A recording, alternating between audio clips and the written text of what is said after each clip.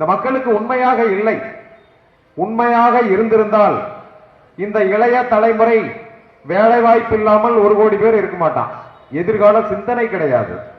வேதனை என்ன என்ன செஞ்சுட்டு நினைச்சு பாருங்க. அடுத்து இன்னும் ஒரு 100 ஆண்டு காலம் நம்ம எதிர்கால தலைமுறை எப்படி வாழப் போகிறது? ஏதோ நம்ம வாழ்ந்துட்டோம், போயிட்டோம், சம்பாதிச்சோம், தீர்ந்து போச்சு. இன்னைக்கே உங்ககிட்ட கொள்கை இல்லை. இன்னும் 4 வருஷம் கழிச்சு எப்படி நீங்க குப்பை கொட்ட போறீங்க? எங்களுக்கு பிரச்சனை இல்லைங்க. எங்களுக்கு இதே 100 பேர் போதும். நாங்க எங்கெல்லாம் அநீதி நடக்குதோ அங்கெல்லாம் போராடிட்டு போயிடுவோம். உங்களை நீங்க செய்யற தவறை சுட்டி காட்டிட்டு போயிடுவோம். ஆனா நீங்க எதை கொண்டு போய் சேர்க்க போறீங்க? கடந்த தேர்தலே 500 ரூபாய் வேலை செய்யலாம், 1000 ரூபாய்க்கு போயிடுச்சு. இப்ப அடுத்த தேர்தலில் எவ்வளவு போக போகுது? இன்னும் 5 வருஷம் கழிச்சு எத்தனை கோடி செலவழிப்பீங்க? அப்படியே வெற்றி தோல்வி என்பது ஒருவருக்கு தான். 2 பேருமே பல கோடி, பல ஆயிரம் கோடி செலவழிக்கிறீங்க. ஒருத்தர் இழப்பார் இல்லையா? அவர் எப்படி அதை மீண்டும் சம்பாதிக்க போறார்? இந்த நிகழ்வுகள் இளைஞர்கள் மத்தியில் மேலோன்றி இருக்கிறது.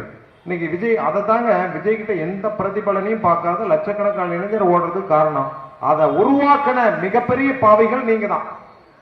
இளைஞர்கள் மத்தியில ஒரு நல்ல நம்பிக்கையும் எதிர்கால சிந்தனையும் சீரழிச்சதே கடந்த 50 வருஷமா நீங்க தான். இன்னைக்கு அவனெல்லாம் குறை சொல்லாதீங்க. உங்ககிட்ட எதிர்கால திட்டமே இல்லை.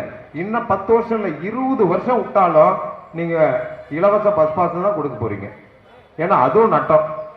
இப்ப இபில சொல்ல போனா ஒரு ஏஇக்கு உட்பட்ட மின்சாரி அலுவலகத்துல 25 பேர் வேலை செய்யணுங்க. இன்னைக்கு 4 பேர் தாங்க. என்ன வெக்கப்பட வேணாமா? எப்படி மேன் பவரை கூட்ட போறீங்க? உங்ககிட்ட என்ன பொருளாதாரம் இருக்கு? என்ன திட்டங்கள் இருக்கு? எதிர்கால சிந்தனை இருக்கு? எப்படி வேலை வாய்ப்பை உருவாக்க போறீங்க? என் அடுத்த தலைமுறை எப்படி நல்ல வழி கொண்டு போக போறீங்க? எதுவுமே இல்ல. தொகுதிக்கு 100 கோடி நாங்க ஜெயிச்சிருவோம். எப்படியா ஜெயிப்ப? 1 ரூபாய் செலவழிக்காத 1 லட்சம் பேர்த்த கூட்டுறாம அவனை எப்படி நீங்க முறியடிக்க போறீங்க? கண்டிப்பா இந்த திராவிடம் என்பது தமிழ் மண்ணில் வெகு விரைவில் பூஜ்ஜியத்தை நோக்கி தான் நகரப்போகுது. இது எழுதி வச்சுக்கங்க. என்ன திட்டங்கள் இல்லாத வெறும் மாயை பின்பத்தை கட்டமைக்க கூடாது. ஒரு குடும்பம் என்றால் தலைவன் ஒழுக்கம் இருக்க வேண்டும். பிள்ளைங்களை எதிர்காலத்தில் எப்படி படிச்சு வேலை வாய்ப்பு உருவாக்கணும் அப்படிங்கிறது.